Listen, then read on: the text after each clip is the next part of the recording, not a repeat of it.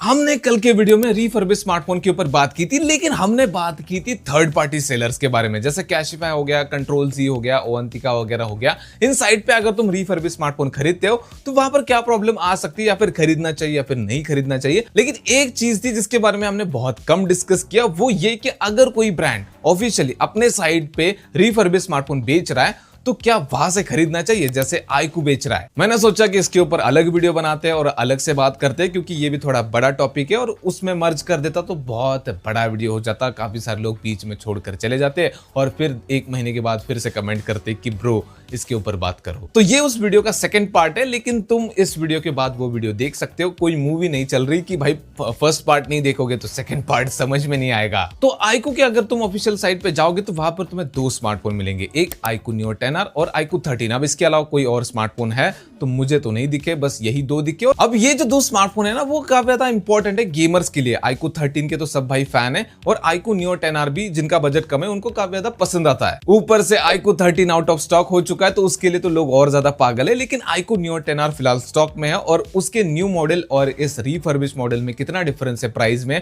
और क्या कंसिडर करना चाहिए नहीं करना चाहिए, इसके ऊपर तो हम बात करेंगे। सबसे पहले रूल्स की बात करते हैं। हाँ, आईकू ने कुछ रूल सेट कर रखे हैं रीफर्बिश स्मार्टफोन के लिए, उनकी बात करते हैं। टोटल 6 रूल्स है। सबसे पहला रूल, जो कि रूल नहीं मेरे हिसाब से गुड न्यूज है, कि 1 साल की वारंटी दे रहा है तुम्हें आईकू। तो ये काफी बढ़िया चीज है कि भाई एक रीफर्बिश फोन पे तुम्हें आईकू की तरफ से 1 साल की वारंटी मिल रही है। लेकिन यहाँ पर प्रॉब्लम ये कि ये वारंटी हाफ वारंटी है। मतलब यहाँ पर तुम्हें अगर कोई प्रॉब्लम आ गई स्मार्टफोन में 1 साल के अंदर, तो वो रिपेयर करके देंगे, लेकिन रिप्लेसमेंट नहीं देंगे। मतलब तुम्हारा फोन कुछ भी प्रॉब्लम हो जाए वो रिप्लेस नहीं होने वाला, वो बस रिपेयर होगा। रूल नंबर 3, अगर तुम्हें वारंटी क्लेम करनी है तो तुम्हारे पास एक सॉलिड प्रूफ होना चाहिए, जैसे बिल हो गया या फिर इनवॉइस वगैरह हो गया।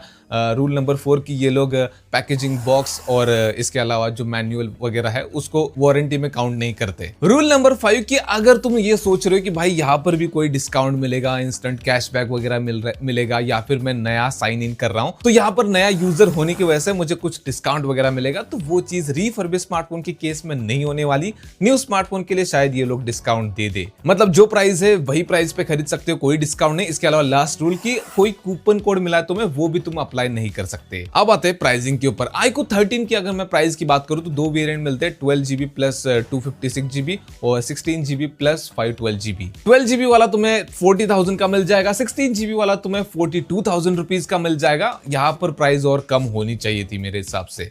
यहाँ तक तो Amazon great Indian festival sale में ही आ गया था नया वाला। और जो नियो 10R है उसमें तुम्हें तीनों वेरिएंट मिल जाते हैं, जबकि नए वाले में जो नया स्मार्टफोन तुम खरीदोगे उसमें 20 वेरिएंट अब गायब हो चुका है, वहां पर 2 ही वेरिएंट मिलते हैं। तो यहाँ पर जो रीफर्बिश आईकू नियो 10R है वो 20,000 से स्टार्ट होता है, 24,000 तक जाता है, और अगर तुम उसको नए वाले से कंपेयर करोगे तो 7,000 रुपए का डिफरेंस है, जो कि बड़ा है। लेकिन अगर तुम इसको सेल में खरीदोगे, जैसे कि रिपब्लिक डे सेल वगैरह आ रही है, तो वहां पर हो सकता है तुम्हें 2,000 का डिस्काउंट मिले या फिर 3,000 का डिस्काउंट मिले, तो 4-5,000 का डिफरेंस बचेगा। तो मैं तो यही कहूंगा कि भाई वो डिफरेंस जाए भाड़ में, मतलब थोड़ा सा और बढ़ा के बजट को नया खरीद लो, वो ज्यादा बेटर रहेगा। आईकू 13 के केस में यहाँ पर थोड़ा अलग होता है, क्योंकि आईकू 13 है नहीं स्टॉक में, तो तुम रीफर्बिश वाला खरीद सकते हो। बस एक चीज का तुम्हें ध्यान रखना है, भले आईकू की तरफ से वारंटी मिल रही है, आईकू खुद रिपेयर करेगा, लेकिन है तो रीफर्बिश फोन, तो कुछ प्रॉब्लम्स तुम्हें आ सकती है शायद। तो 100 में से 99 लोगों को शायद प्रॉब्लम ना आए, लेकिन एक बंदे को आ सकती है, और वो बंदा तुम हुए, तो तुम्हें वीवो के सर्विस सेंटर वगैरह थोड़ा चक्कर लगाना पड़ सकता है। बस यही एक दिक्कत लगी, और दूसरी दिक्कत की प्राइस और कम होनी चाहिए थी, तो मुझे लगता है कि कंसिडर करने लायक है। बाकी जाते जाते यही कहूंगा कि आईकू 13 को खरीदा जा सकता है, बट उसकी प्राइस और कम होनी चाहिए थी, क्योंकि 40,000 के अराउंड तो आईकू नियो 11 आ जाएगा,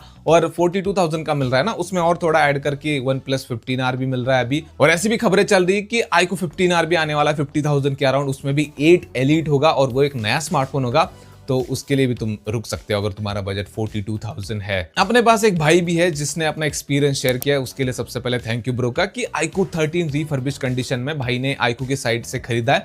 तो भाई को फोन में तो कोई दिक्कत नहीं आई, लेकिन बॉक्स मटेरियल में कंजूसी दिखाई है ब्रांड ने। तो मेरी तरफ से बस यही रहेगा कि थर्ड पार्टी साइट के मुकाबले यहाँ पर थोड़ा ज्यादा ट्रस्ट कर सकते हो, बट रीफर्बिश फोन तो एक रीफर्बिश फोन होता है, वहां पर लक फैक्टर आ ही जाता है। इसी नोट पे मैं फिर से वीडियो को खत्म करता हूँ, और वीडियो पसंद है तो वीडियो को लाइक कर देना, चैनल को सब्सक्राइब कर देना। मिलते हैं नेक्स्ट वाले वीडियो में।